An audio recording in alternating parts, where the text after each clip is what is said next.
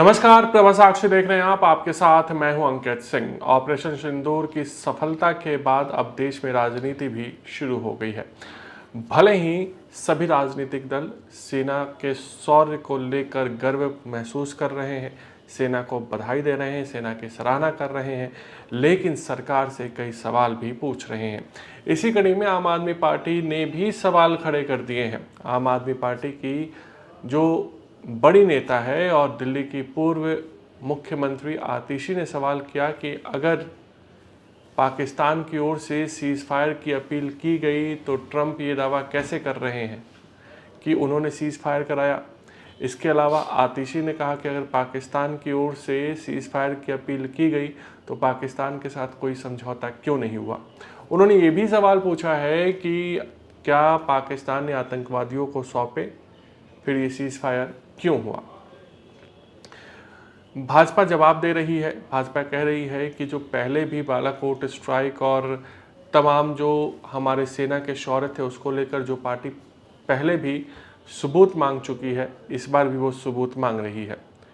दिल्ली के मुख्यमंत्री रेखा गुप्ता ने कहा कि 140 करोड़ लोगों के लिए सोचना, उनकी भलाई के बारे में सोचना, ये प्रधानमंत्री जी का काम है। सेना की हम सभी को सराहना करना चाहिए। सेना के कामों पर हमें किसी को शक नहीं करनी चाहिए। बंद कमरे में बैठकर राजनीति करना सबसे आसान काम होता है। इसके अलावा देश में अगर देखा जाए तो एक सवाल की चर्चा ज़बरदस्त तरीके से है, वो ये है कि ट्रंप आखिर सीज़ फायर के पापा क्यों बन रहे हैं। ये कांग्रेस सवाल पूछ रही है। कांग्रेस कह रही है कि भारत सरकार इनकार कर रही है। भारत सरकार साफ तौर पे कह रही है कि ये सीज़ फायर के लिए कॉल आया जो पाकिस्तान की तरफ से आया, फिर ट्रंप ने ऐलान कैसे कर दिया। ट्रंप क्यों बार बार ये दावा कर रहे हैं कि ट्रेड को लेकर उन्होंने दोनों देशों से बातचीत की है, उसके बाद दोनों देश सीज़ फायर को लेकर तैयार हुए। ये भी बड़ा सवाल है और विपक्ष इसको लगातार सवाल खड़े कर रहा है। हालांकि सरकार की ओर से कहा जा रहा है कि ट्रेड को लेकर कोई बातचीत नहीं हुई है। दूसरी एक और बात सामने आ रही है, वो ये कि क्या इसमें संसद सत्र बुलाना चाहिए।